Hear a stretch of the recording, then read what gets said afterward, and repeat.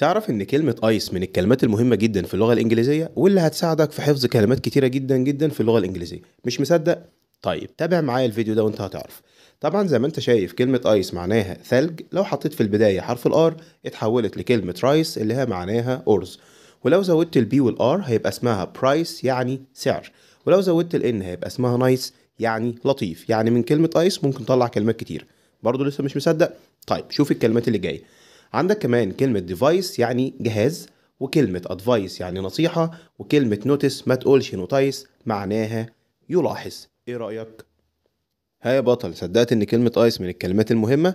وطبعا لو زودت اول حرف بيتغير معنى الكلمة، ودي طريقة سهلة تقدر تحفظ بيها كلمات انجليزية بطريقة سهلة جدا وبطريقة سريعة. لو استفدت من الفيديو ما تنساش تعمل لايك وتعمل شير للفيديو عشان يوصل لاكبر عدد من الناس والكل يستفيد. ولو لسه ما عملتش اشتراك في القناة اشترك واستنى الفيديوهات الجديدة هتعجبك قوي قوي قوي. مع السلامة.